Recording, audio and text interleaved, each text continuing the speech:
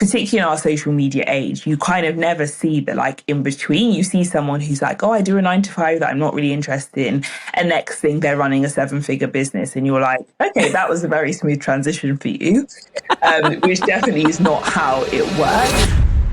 You know, even when I come on platforms like this, people are kind of only interviewing you because something has worked, but they haven't necessarily seen the like 300 no's that it's taken to like get to this point and keep going. Our guest today is Ruth Yimika Afolabi, founder and CEO of Magnify. Magnify encompasses a podcast, events, a print magazine, and engages with over 30,000 women a week.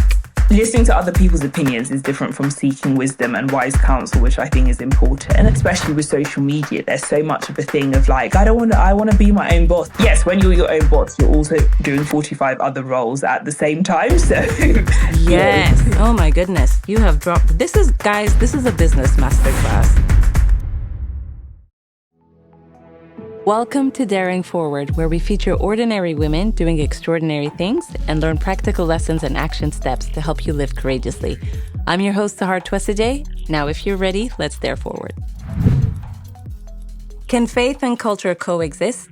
Being a woman of faith myself, and from my own personal experience, especially being a Christian, faith can often be seen as a taboo subject in this day and age. Today's guest, however, has set out to change the narrative on faith once and for all. We talk about being ambitious as a woman of faith, how to have longevity as an entrepreneur, and managing your emotions and building resilience. Our guest today is Ruth Yimika Afolabi, founder and CEO of Magnify, a women's media brand which sits at the intersection of faith and culture and was started in 2009.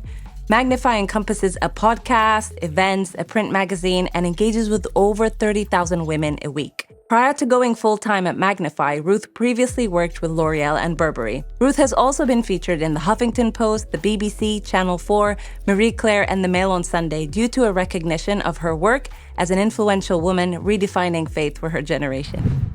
Before we jump back into today's episode, I have a quick announcement for you. If you want to automate getting traffic, building your email list, and making sales, then I've got just the thing for you. I've got a brand new workshop for you guys called Pinterest Traffic on Tap, where you'll learn the 7 strategies every creative entrepreneur should know. It makes it easy for you to save hours of your time by creating a streamlined content creation workflow so you can automate getting traffic, building your list, and making sales with Pinterest. Now, I get it. If you've been hustling endlessly and wasting time on creating content that doesn't engage or convert into sales, then this is exactly why I created this workshop for you. Now, here's exactly what you get when you sign up for this workshop. You'll learn the 3 rules of making content that sells on Pinterest, creating viral idea pins decoded, the number 1 secret to designing pins that convert, the Pinterest Keywords Insider's Guide, Pinterest profile mistakes and how to avoid them, the proven Pinterest workflow system where we use AI and automation to streamline everything. And finally, you'll learn Pinterest Analytics Explained for creative entrepreneurs. Now, the total value of this workshop is £99, but the price for today is only £7. So at this point, you might be thinking there has to be a catch, right? But I promise you there's no catch. I am simply doing this because I want to help as many creative entrepreneurs get started with Pinterest marketing and avoid burnout. All you need to do is register and you can get started right away. Now, this workshop offer can't last forever, so I want to encourage you not to wait. And if for any reason you don't love it, I'll refund your money and you could still keep access to the workshop and get value from it in the future. So why wait? Start learning how to automate getting traffic and building your email list and making sales with Pinterest. Simply click the link in the show notes to get instant access. So let's start with the very, very beginning when you started Magnify.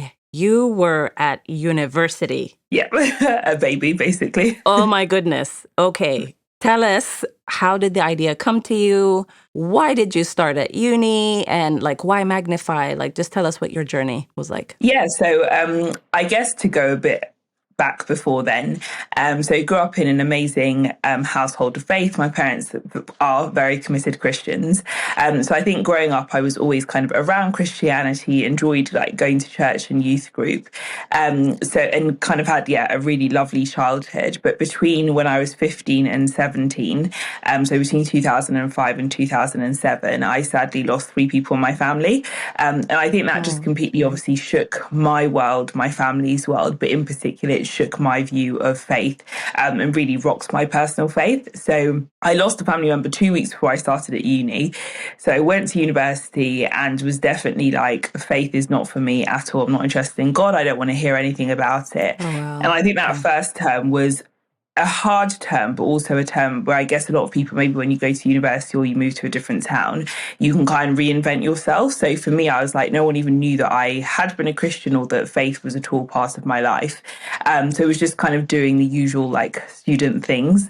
And then when I got back in the Christmas holidays, the first term, I felt like a light just switched on in my head, and that a true faith couldn't be dependent on whether things always went well, because that just wasn't the reality of life.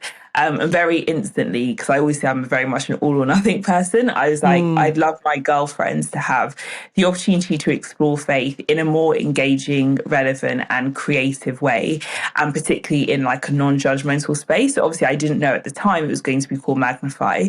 But I remember saying to a group of girlfriends who did have a faith, like, I'd love us to do this event. And they were like, yeah, I'd love to get involved. So within 3 weeks, an event was put together for 100 women. And at that time, Magnify didn't have a name. I think we called the event like the Footprints Evening or something. And I think just like seeing the reaction from women at that first event, I was like, okay, there's definitely something in this. And then that progressed on to a conference in London that year. So by then I did have the name Magnify.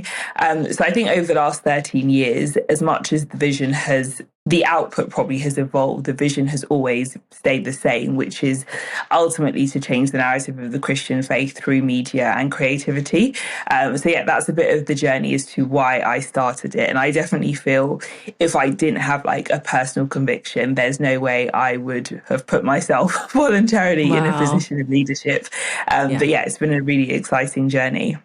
That's amazing. So can you maybe let's clarify off the bat, what is the scope of what Magnify does? Because as you know, a lot of people know you for the magazine, but it's so much more than that. Yeah. So definitely events is a big part of what we do, because that was obviously like how we started, and that idea of bringing women into safe and vulnerable spaces where we can share and discuss things that are going on in our lives, questions that we have about faith. Then obviously there's the digital side, which again came before the magazine. So whether that's the blog or the podcast or a few other things coming up this year. And then obviously there's the print magazine as well. So yeah, definitely we are fully invested in using media in a variety of ways to communicate the message, but also using real life events to create that sense of community with women. Love that. By the way, if you want to learn how to redefine your target audience, Ruth has kindly shared her 6-step framework for finding your target audience to inform your digital strategy. To access the private training, simply click the link below if you're watching on YouTube, or click the link in the show notes. So let's take it back to your uni days at the very inception of Magnify. What were some of the things that you struggled with? Because you were very young at 19. You're 19 years old. Like you're just stepping into adulthood, and you find yourself leading something like this, like Magnify. What were some of the things that you struggled with at the time? I think if I'm honest, actually, I feel a lot of the challenges came a bit later, because I think when I was 19, I didn't have any kind of concept that it was going to be like an organization. I just thought, okay, I'm at university, I've got spare time. This is something that I feel passionate about. And I feel in this season, I'm kind of called to do this. So I think in the early years, it was actually a lot easier, because also I didn't have a boyfriend, now husband, I didn't have a daughter. So I also just had like a lot of free time. And I wasn't like paying a mortgage or anything. So there was no like, oh, maybe there's another use of my time here. But I think as I got, so when I graduated, it was then like, okay, how do I balance this with a full-time job? That was definitely a challenge. And then also like, probably, to be fair, one of the earlier challenges was when I would share the idea with people, they'd be like, sorry, how old are you? Like, what experience do you have? Like, what kind of, have you been to like theological college? And I was like, no, I haven't, because I'm still at university. Or same way in media, people often didn't really understand how I was mixing like the faith and the creativity and the fashion as well. So I think something a lot of founders or women in leadership often find is being misunderstood. That can be very difficult because it sometimes makes you second guess yourself or second guess what you're doing. So yeah, those are kind of, even though I said no initially, those were probably some of the challenges in the beginning days. That is so interesting, talking about that, you doing something that hasn't been done before and it kind of sticking when it comes to, say, I imagine reaching out to media or individuals because you're meeting with lots of people. How did you get that buy-in eventually? I think for me, I would just say it was perseverance. So I always say as a founder, whether you're an entrepreneur or you're leading a nonprofit or whatever, you have to be so resilient because obviously, even when I come on platforms like this and I'm being interviewed, people are kind of only interviewing you because something has worked, but they haven't necessarily seen the like 300 no's that it's taken to like get to this point and keep going. So I think for me, the biggest thing, how I got kind of buy-in, whether it was from team or other people, was just to keep going. And then I think also people could see that even when I spoke about the vision, I was incredibly passionate because it kind of came through a lived experience. It wasn't like I was talking about something random that had no relation to my life or I hadn't experienced that. So I think I always say to founders, like, it's so important to share your personal story. And your story is like why you are doing what you do. Because I'm sure if I got here and just said, oh, I'm doing a platform for women, it's like, yes, like 6 million other people around the world. But I think when you share your personal story, it makes people feel like this founder is incredibly invested into what they're doing. And this sounds like an exciting journey that I want to be part of. So good. So good. And I feel like you sharing that really helps because sometimes your differentiating factor, especially when you're getting into a space that is saturated, is your story and who you are. Like, no one can have Ruth's story. No one can have my story. So I love that you're sharing that. What if someone is who's listening or watching might be sensing that resistance? So because it takes incredible courage for you to kind of say, this is my personal story, and you're sharing it with so many people that don't know. If someone's in that position, what would you say to them?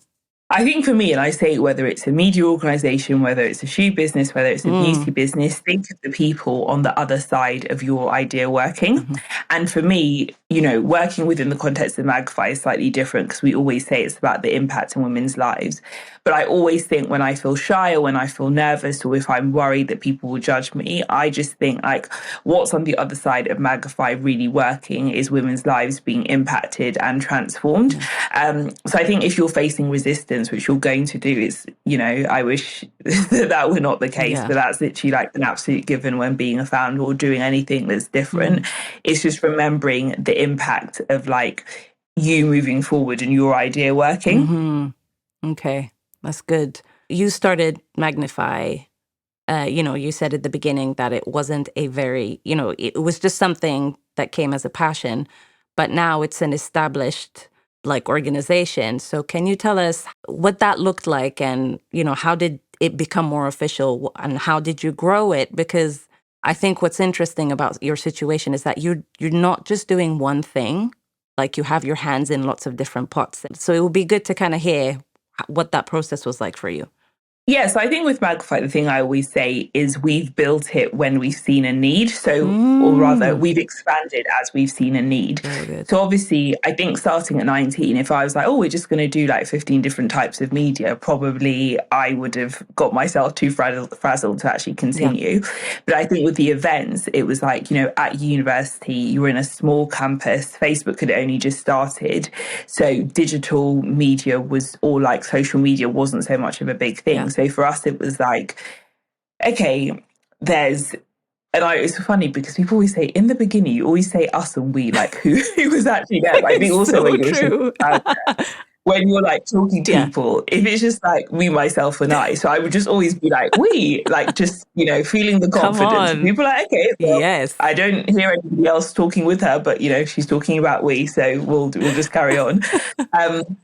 So I think in the beginning, it was definitely like, we did events. And then after doing the first conference, a lot of women who came, obviously events are great, but they are often very expensive and they're one-off. And also because it was in London, it was open to women from all around the country. So imagine someone comes from Manchester, they've had a great experience at the event. Maybe they've explored faith for the first time. And then you're just like, I wish you all the best, like, go back to your life. So that's where digital content then came in, because it's like, okay, we can't do events every day, but how can we connect with women in a way where we can encourage them, we can inspire them throughout the year.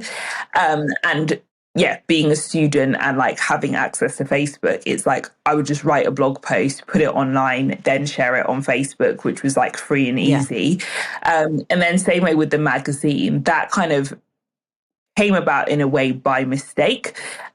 So after the main conference, we found that so many women had so many questions. And so we were just putting together like a pamphlet, which was supposed to be like 8 pages, but then there was like too much information for the 8 pages and then 16 pages. And before we knew it, the first kind of trial edition of the magazine was 80 pages. Wow, okay. And then I guess seeing the response of women who were able to like physically take something into their home, because obviously I love digital content, but often you're consuming digital content when you've also got like 15 other tabs open. So particularly if something is like deep and meaningful, you're not always able to like 100% focus on that thing. And that's where the idea of like a magazine was so powerful. And then again, with the podcast, it was like we love the conversations through events, but clearly we couldn't do events every day. And a magazine, as much as it's great to tell someone's story, it's not really a conversation because you're just like reading the magazine, and us as the interviewer, we're not kind of inserting our life and our experiences into the conversation. So I think with everything, it's never been kind of, obviously as we're 13 years in, there is more strategy involved, but I think it's always been at the root cause. This is our core vision. These are the different types of media available to us. And this is the need that we're trying to fill and the value that we're trying to provide to our audience. I think, that's kind of how it's evolved into so many different things over the last 13 years. That's incredible.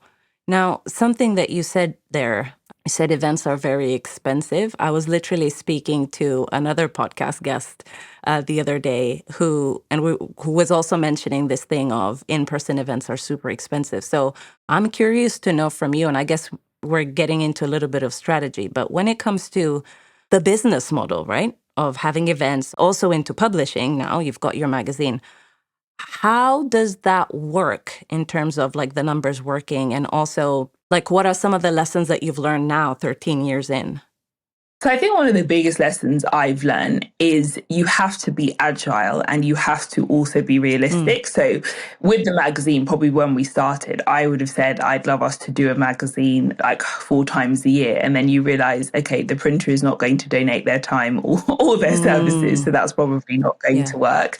But I think the biggest thing I would say is depending on what your model is, so whether you're a business or whether you're a nonprofit or a charity, either way, you still need to run a sustainable offering. So I think for me, a lot of times we start with like our big picture idea of like, we'd love to do 20 events. And then you speak to event halls and they're like, oh, it's £2,000 higher. So you're like, okay, we're probably not going to be doing events every other week.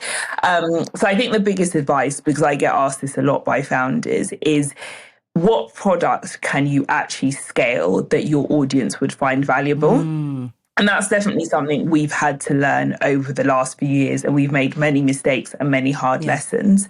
And I think sometimes it's also about being less emotional about the decision you're making and be more realistic and look at the numbers. So same with the magazine, I absolutely love print, but I completely recognize that print is evolving and print is changing. And also, if I think about when we first started, the magazine used to be like £5 or £6. Now, anyone who sees our magazine, it's not some kind of glossy piece of rubbish. It's essentially like a mini coffee table book. And what we found was like, we wanted to produce it at this high standard. And I also, because we were so new to it, didn't realize that when we're stocked in WH Smith or Selfridges, they take 50% of your cover price. So if it's costing you £5 to make and you're only actually getting £3 back, clearly that doesn't make sense. So obviously now the magazine is £12. But even now we're seeing like since Brexit, the cost of postage, the cost of packaging, like all of that has gone up. So before we used to offer free postage to the UK. So I think the biggest thing I say for founders when it comes to kind of making the numbers work is just thinking, what can you produce that's actually of value to people? Because I think when you're truly producing something that's valuable to people, the price that you put on it is less important. So I'll give an example. I have a Pilates app that I'm signed up to. So it's kind of mainly pre-recorded like Pilates workouts, but in January and September there's like a month challenge where you can sign in and kind of do live classes. That's £45 a month, which is actually more expensive than like most gyms. And it's like, yes, I could watch that. You can type into YouTube and watch Pilates for free, but why is it that I'm spending £45? It's partly the branding, it's the sense of community, even though you're not meeting people. Recently, they started to do like one-off events where the kind of Pilates community can meet in person. So as much as technically the app is probably more expensive than the actual product is worth in comparison to its competitors, because I find it of value, I'm willing to part with my money. Whereas if it's something that is kind of a nice to have, but I don't really think is not really valuable to me as a consumer, then clearly I'm not going to pay that much for it. I don't know if that answers your question, but I think that's the biggest thing I've learned and definitely made loads of mistakes on, is as the founder, not just being like, this is what I want to sell. But then you find yourself being like, okay, the numbers don't add up. Like, why is this not making sense? But also thinking about whether kind of what value your target audience provide. And in saying that, I know you didn't ask me this question, but it's something that I've really learned. We've definitely been on a journey to really define our target audience. And why that's been a journey is, in the beginning, I would always say, I just want to reach millennial women. As we both know, that is a very large market. And in part, it's just because I was so passionate about the vision that I'm just like, everyone needs to know. But when you think about it in those terms, it means that like our messaging, our pricing, it's very hard if we don't like define that audience in a much kind of more streamlined way. And I think when you do define your audience as a founder, it's then easier to work out what's of value to them that they would actually part significant money with. Oh my goodness, you have dropped. This is a business masterclass. Like, thank you so much, Ruth. So many nuggets in there that you've dropped. I think I can really relate to the point you mentioned about being less emotional as a founder and just looking at the numbers. And I think I can definitely also testify to a point in business where it's like, and you start to see the shift the second you stop thinking about what you want to put out and actually put the focus on the people that you're serving, the money just starts to come because you're adding value to people versus working the other way around. So thank you so much for sharing that.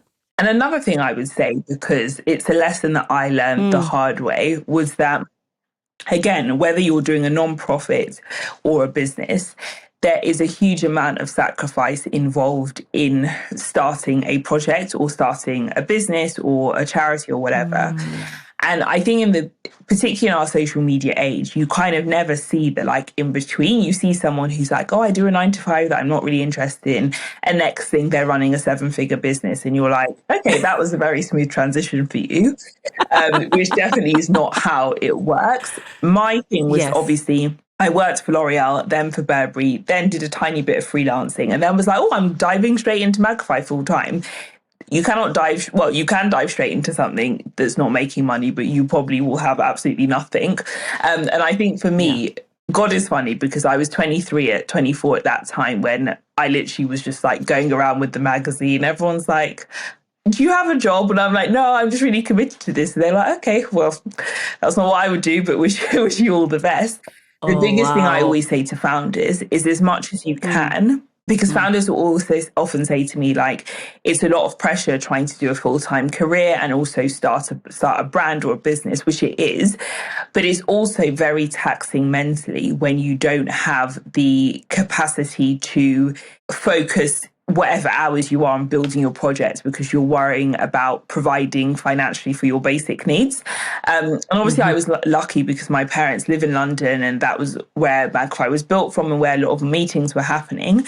But in hindsight, the biggest thing I can say is I would offer is stay in a 9 to 5 as long as you possibly can till your project is actually able to at least cover your bills. Now that's not your like shopping or whatever, just like your actual bills. And in a way, see that your 9 to 5 gives you the opportunity to fund your vision. Because very rarely are you ever just going to meet an investor or a donor who sees that you have no skin in the game. You haven't sat, you don't want to leave the comfort of your job, but then you're asking them to invest into your vision. That's really not how, well, I've heard very, very few stories of that ever happening. And also, even if you don't take investment or donations, very rarely do you just like launch a product on Monday and by Friday you're selling thousands of units.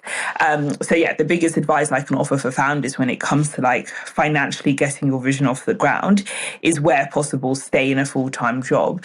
And also remember that a full-time job offers you the opportunity to be sharpened and to be developed on somebody else's basically paying you to sharpen up for often your future vision. Now that doesn't mean, I always believe in being as diligent as you can and serving and honouring that job properly. So don't use their time to do your project. But if I think about a lot of my school friends, they all went to work in Goldman Sachs, in JP Morgan, at Google, top companies.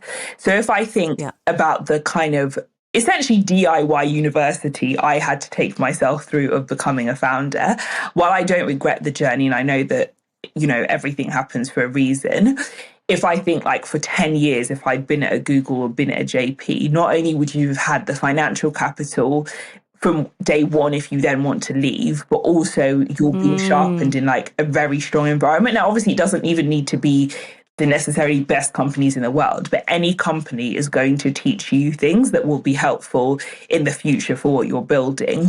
Rather than, I think, especially with social media, there's so much of a thing of like, I want to be my own boss. It's like, yes, when you're your own boss, you're also doing 45 other roles at the same time. So yes, pick your poison off, what I say.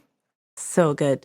What would you say then, now that as a founder and you've been 13 years in, you're now also a mother, what does that blend look like for you, the work and motherhood? So I love being a mum and I love running Magnify. I think I was always worried that when I had a daughter that maybe I wouldn't be ambitious anymore, I wouldn't be driven. If anything, my daughter has made me like 15 times more ambitious than I ever was. I think I also feel that from the beginning, I was very honest with myself that my journey in motherhood would look very different. So obviously a lot of my friends, they work for other companies. So, they had like 6 months full paid maternity leave, or even sometimes they took up to a year. I knew it wasn't even about whether I was paid or not paid. Is that Magnify, I'm the founder. I'm not just going to like disappear for a year and then come back. So the team always joke when they're like, oh, what was Ruth's maternity leave? They're like, that didn't ever happen. But I think for me, I was like, I love my work. And I knew that, yes, there would be a shift from me being involved in like the day-to-day operations. But I was still kind of, probably even when I was in the hospital having my daughter, still like checking emails. And for me, what was important was to not kind of be overburdening myself with listening to other people's opinions. Listening to other people's opinions is different from seeking wisdom and wise counsel, which I think is important. But I knew that people saying, oh, just take it easy for 2 months. It's like, if you're an employee, yes, you can. When you're a founder, it's a very different case. So I think I was very realistic from the beginning that it would mean a juggle. I also feel very grateful that we have a nanny who is phenomenal, and just like seeing her with my daughter just enables me to be able to focus like 100% on the task at hand. But definitely I think that there are days when you juggle. So like today I don't have my nanny with me. So before here, as I was saying to you before, like rushing to like sort my daughter. And obviously before I was a parent, I was like, she's not going to have any screen time. God bless the founders of Coco Melon and Gracie's Corner. That's all I can say. So that's Tell that truth. Oh my at goodness. the God bless moment. Coco Melon. But I think I've also learned, in a way, I feel like Magnify really prepared me to be a mum, because I feel like I've learned to be so resourceful, do offer many things at once. But then my daughter has also made me a lot more intentional. So before, I would probably just say yes to like any podcast I was asked to do, any event that I was asked to speak at. Whereas now you realize not only is that taking precious time away from me, from my daughter, particularly say like on Yes. Saturdays when I'd be happy to like do an event. Now it's like I really value that like quality time we have as a family of three. So if I'm going Yeah. to say yes to a speaking engagement, it really has to like make sense for my life and for the vision of Magnify and actually be a priority as opposed to just a nice to have. So in many ways, she's kind of streamlined the focus of like what I can say yes to, which probably in a way I needed, because I think as a founder, you're often just trying Yeah. to get your story out. So whenever anyone invites you, you know, even if it's like there's two people there, you're like, yeah, I'll do it just so I Yeah. can share. Whereas I think getting Yeah. married, but also having my daughter, I've just had to be a lot more focused on like what I can say yes to. And I think sometimes as women, naturally, we want to be of service to everybody. But I realize that when you do that, it's just really, you need to like count the cost for you and your family and make sure that that makes sense. Yeah. Yeah. What would you say was the hardest thing? In work or general or... Whatever. Okay, I will actually think of one example. I wouldn't say it was the hardest moment of my life, but definitely a difficult period. So Yeah. last year, we'd kind of reached a point with Magnify where we were like, the audience is too broad. So we feel like a lot of the things we're putting out, they're not really sticking with anyone in particular. But obviously, when you make a shift as an organization, you know that you're maybe going to lose some people who've been part of the journey, but you kind of Yeah. need to do that in order to like grow and exponentially scale. And I think what was hard was like behind the scenes as a team, we were doing so much work, like so much strategy work, so much like preparation. But there was also people often asking, and I know it came from a good place, like, oh, does Magnify still exist? Or like, have you decided to stop doing it? And it was like, if only I could tell you that we're literally working like 24/7 behind the scenes. So I think often when you're a founder, the work you do is very visible. So when it feels like that's not happening, that can be really hard. But I remember a mentor saying to me, it's better to go 2 steps back in order to go 5 steps forward, rather than there's no point just kind of running and like burning yourself out on the wrong track just so that you feel people think that you're doing something. So I think, yeah, just having to have that level of patience and like trusting God that that season was important. Even this week in our team huddle, when I said to the team, we just went round and said, can everyone say like their professional highlight? We also did like personal highlights as well. But everyone was saying like just seeing the response to like the new type of content that we know it's content that we actually love ourselves, that has just shown like how important that very difficult season was. So good. What would you say is an achievement that you're really proud of with Magnify or you're really grateful for? I'm just really grateful that we're still here and that we're still just as excited as we ever have been. So I always say I feel like we're at like 0.5% of the journey, even though we have been here for 13 years. And I think to be even more excited at this stage of the journey, at this stage of my life, and just like the resilience to keep going, because I definitely don't say it in like an arrogant way at all. And I'm sure most founders who've been in anything for a significant length of time would say, if people really knew a lot of stuff that you'd gone through, like most people probably would be like, no, you know what, this just, it's not worth it. So I think I just feel very proud, but also grateful that I've been able to continue, feel very proud that we've been able to build like an incredible team and company culture. And that to me is something that really means a lot to me. Like I've definitely had to learn the hard way, but I just feel so proud of like the environment that we work in. And even like freelancers or people who move on, like there's 2 freelancers who are amazing and they were with us for like a year and a half. And still a few weeks ago, they were at my house for dinner till 4 a.m. laughing away. And so I love the fact that we've created a culture that even when people go on to do different things, it does feel, yeah, just like a real like sisterhood and community. That's so beautiful. Um, what's the dream and the vision for the future when it comes to Magnify? Are we privy to some of it? I think the biggest thing I would say is just to continue to like scale and build the global community and create those spaces to have very meaningful conversations about what it looks like to be a woman of faith in today's world. Because if I even look at certain things of how society has changed about like when we started 13 years ago compared to now, Yeah. we had a conversation in our team huddle, and a lady on team was saying that she spoke to a friend that she used to work with, and she was actually fairly close to this person when she worked, but the person was like, oh my gosh, she then said what she does at Magnify. And the lady was like, oh my gosh, I've never told anyone this, but actually I'm a Christian. But the reason I never say it out is like, I'm worried that people will judge me. And so I feel like I need that kind of community of like-minded, ambitious women who are not just kind of hidden away, being like, I'm meek and mild, but actually like wanting to make an impact in their spheres of influence.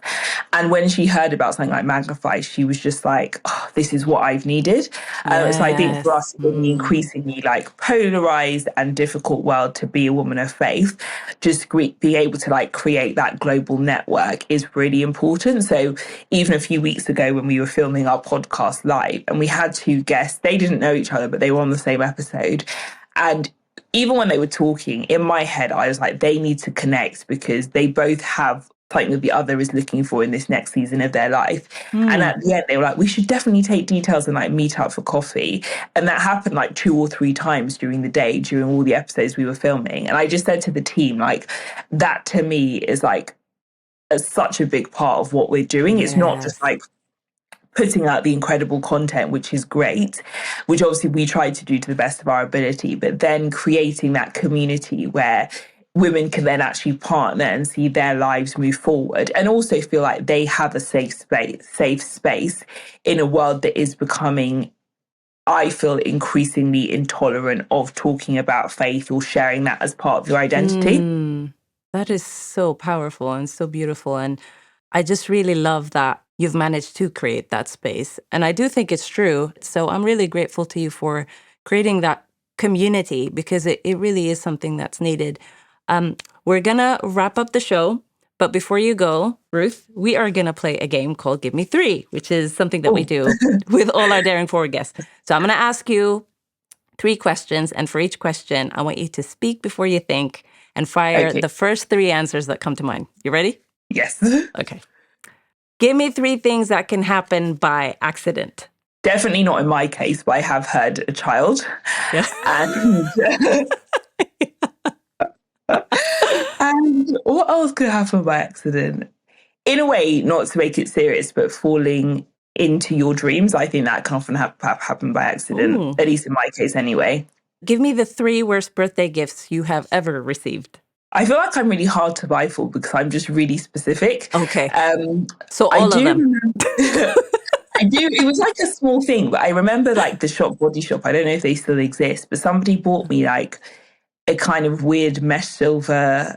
I don't know if it was a case or something, but it was more awkward because they made me open it in front of them and I don't have a poker face. So I was just like, that was thoughtful of you. You needn't have, seriously. What else have I received? Another thing, actually, I'm really, those box flowers that come in a box? Yeah. I'm just really, for some reason, I can just never keep them alive. So I know that people always mean it in like a very kind way, but they just never ever survive with me. So it's not a worse birthday present. It's just, I always just feel so bad when I receive them because I'm like, they will not make it till tomorrow evening. So, yeah. Is that the same with plants or is it just the box flowers? Yeah. Me and plants, like, same. Let's just both stay in our own lanes. Yeah, I agree. Never merging. I'm aspiring to be a plant mom, but I'm not there yet. Not there yet. Okay. Give me 3 things you could find under the sofa cushions. Remote, always hiding those from my daughter because she loves eating them. My mobile phone, basically my phone has been on Do Not Disturb for like the last 15 years. I just really don't like like the surprise of phone calls. Yeah. So normally every day I'm like, babe, where's my phone? And my husband is just like, why is your phone on silent? I'm like, it has been like for half of my life, and that's how it will remain. The third thing, again, probably my slippers, because my daughter loves chewing those all the time. So yeah, mainly baby related hidden items. That is so sweet. Okay, Ruth, before you leave, can you please tell people where they can find you online, where they can connect with you, and anything that you have on offer as well? Yeah, so our website is www.magnifycollective.com. And on Instagram, which we post regularly, you can find us at Magnify Collective. And then my own personal Instagram is Ruth Y Afolabi. And coming up, we have, also on our website, you can buy our print magazine. But we've also got loads of exciting digital content, including live podcasts. We're bringing back events as well this year. So yeah, look out for all of that. Amazing. And we'll make sure to include everything in the show notes for you guys. Ruth, it has been an absolute joy having you on the show. Thank you for coming. Oh, thank you so much for having me. One last thing, don't forget that you can access Ruth's exclusive 6-step framework for finding your target audience to inform your digital strategy. You can click below if you're watching on YouTube, or click the link in the show notes if you're listening. Thanks for tuning in today. All the resources mentioned in the show are linked below if you're watching on YouTube, and linked in the show notes if you're listening to the podcast. If you've enjoyed today's episode, then I want to invite you to help us spread our message by choosing one of 4 ways. 1, subscribe to the YouTube channel or the podcast. 2, leave a review if you're listening to the podcast. It really helps.